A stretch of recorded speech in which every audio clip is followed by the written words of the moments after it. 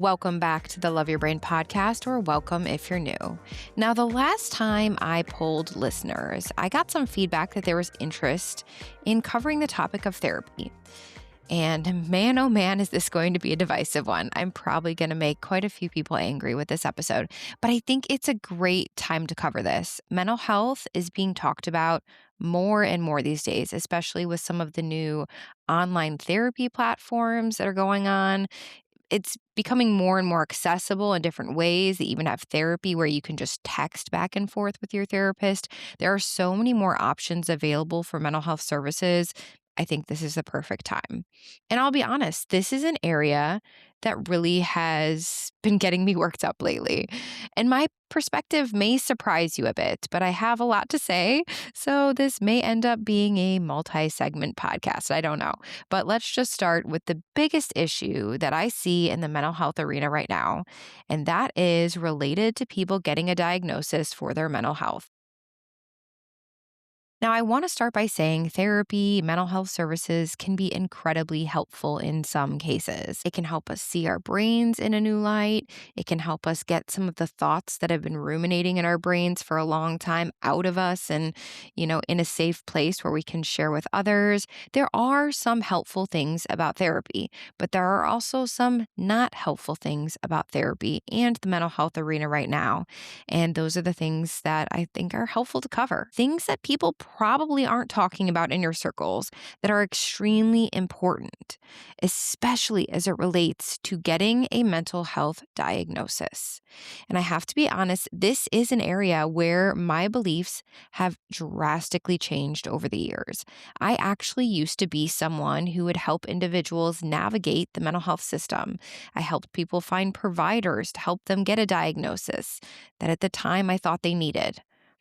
But after being in this space now for 2 decades and seeing how this plays out for people, I feel so differently. First, just the idea of finding out if you have a mental health diagnosis really is getting put on a pedestal these days in a way that I think has become incredibly unhealthy.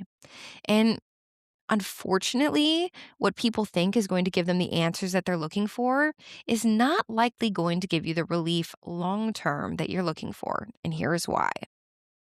A diagnosis isn't actually what you need. You probably feel like in the moment that it's going to give you the answers. It's going to help you understand why so many things happened the way that they did, why you are the way that you are. It's going to help you feel connected and understood by others that have similar struggles. It's going to give an explanation for so much. There's so many reasons why people go out seeking a diagnosis for their mental health issues. But I am telling you, every time I see the same thing play out. Someone gets a diagnosis, and initially they feel so much relief, sometimes a bit of shock, but overall, people usually have this moment where you feel like you have found yourself. And that is where the slippery slope starts. As time passes, people start to over identify with the information they are provided. And what I mean by this is that people start to think that they are the diagnosis. And you don't necessarily see it happening as a person experiencing it, but over time, the brain starts to rewire to basically take the information that they're receiving throughout life and what they're experiencing, and they're always putting it through this filter of their new diagnosis. They're using this filter of I am bipolar, or I am autistic, or I am neurodivergent. And that becomes their default subconscious filter. I can't do that because I'm neurodivergent, or that relationship didn't work because I'm bipolar, or that experience is going to be good for me because I'm autistic. But guys, diagnoses are really just a human way of categorizing symptoms. Medical professionals take things that they think should go together and they put it together and they give it a name. Diagnoses will be different centuries from now, just like they were centuries ago. This is not your definite identity. It's a simple way to put how brains are operating into categories in order to provide tools. It's just like how certain plants are categorized based on their needs. So succulents typically are categorized as succulents because they usually need less water or more light or more heat. So as humans, we say, well, plants that are succulents need X, Y, and Z, right? It's very basic. But each plant still is its own type of plant. And even deeper than that, every single individual plant is completely different than the next plant that's in the same category. It just helps you to understand what might be the needs of that plant. And the second aspect of this is that as humans, we start to identify with a group of people with these diagnoses in a way that does not serve us. And we can thank social media a lot for this, but usually once someone gets a diagnosis, they immediately go to their phones. They look it up on TikTok, they start seeing other people with this diagnosis, and they think, oh man, I've hit the jackpot. Now this all makes sense. But the terrifying part is, I've seen this time and time again. The more that people go down this rabbit hole of finding people that have the same diagnosis, is their symptoms actually deteriorate. And the reason why is because the brain is taking in this information. There's mirror neurons at play here. There's so many different things happening with the brain when they're taking in this information that person starts to more identify with the diagnosis, thus taking on additional symptoms that they didn't even know existed before they found these people's accounts. And now their condition is actually worse than when it started. And worse yet, if this continues long enough, the person gets so entrenched in this community that appears to be very helpful that it actually becomes more challenging to heal long term because they've become so identified with this community that they're connected to. It becomes their support system. And so if you attempt to try and help them heal aspects of their brain that could alienate them from that community, it makes it that much more difficult. And that's what I want to talk about next. Issue number 2 I see with people fighting for that diagnosis is that it can often make them believe that it's permanent. And here's the thing. Brains are malleable. We can change them. We can change how our brains operate. Now, traditional medicine would like you to think that that's not the case, and you just need pharmaceuticals for the rest of your life, or you need to obsessively adjust your environment in order to survive. However, that is simply not true. And here is what I know without a shadow of a doubt. As a social worker, I have, for the past 2 decades, watched people who lived their lives completely normal without any mental health issues experience a trauma, and within moments, almost overnight, their brain completely changes how it functions. So what that tells me is we have complete control over how the brains operate. If a normal brain can, in a matter of moments, start operating differently in a non-helpful way, then there is no doubt in my mind that it can go the other way. We can, and we are starting to see with the new discoveries in neuroscience, that we can take what we would consider to be brains malfunctioning and help them to function in a healthy way again. But we put so much trust in these professionals, these mental health professionals, doctors, therapists, psychiatrists.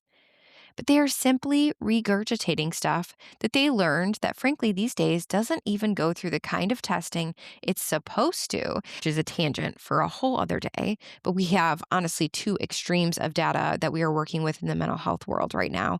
We either have information that's been around so long and hasn't been retested with new methodologies, or we have data that's so new and it's not being tested thoroughly, and it's being pushed out and absorbed into the internet and into the offices of mental health professionals. It's just wild. And what we don't see is that once people are put into a box of a mental health diagnosis, they simply start to see limits. They see limits for themselves, quite literally, that keep them from experiencing the amazingness of their own brain.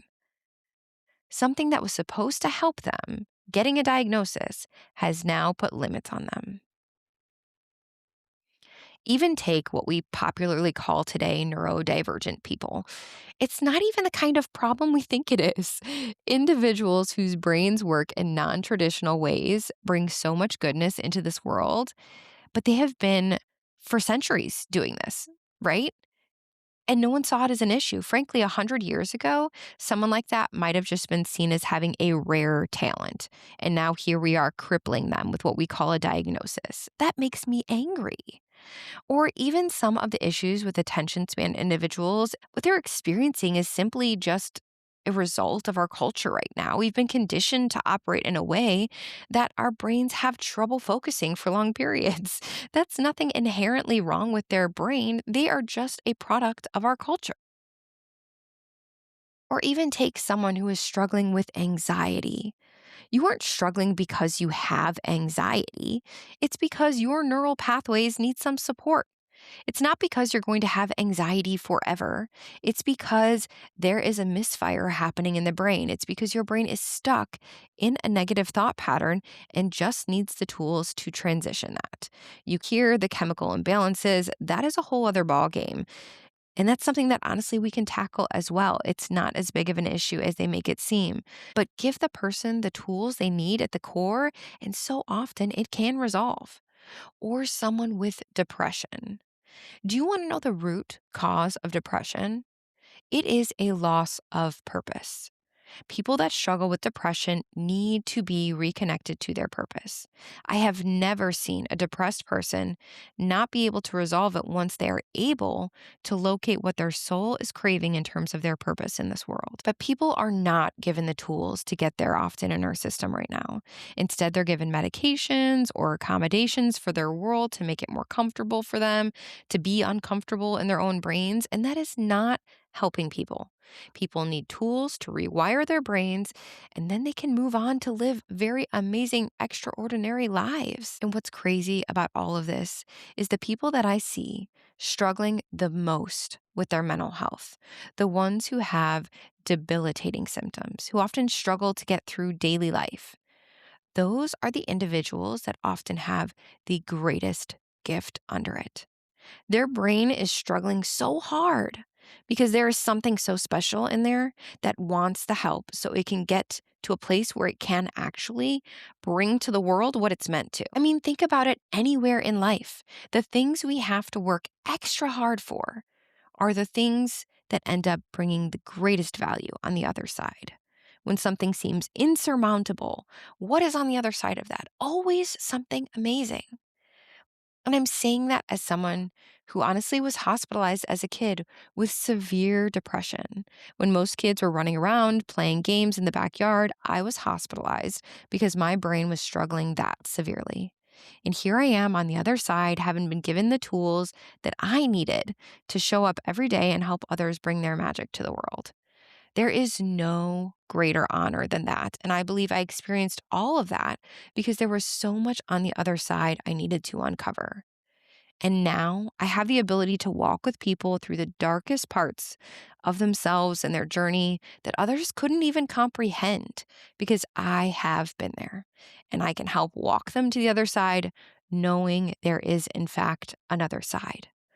And not just a life of medications, weekly therapy, and a limited world because your brain can't function. Your brain, your specific brain, was created for incredible things.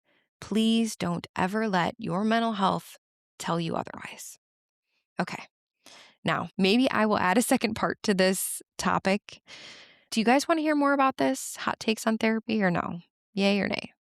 Also, please make sure you check out the show notes. My new website is fully up and running. I'm so excited about it. So give it a look, send me a message on there. Let's connect.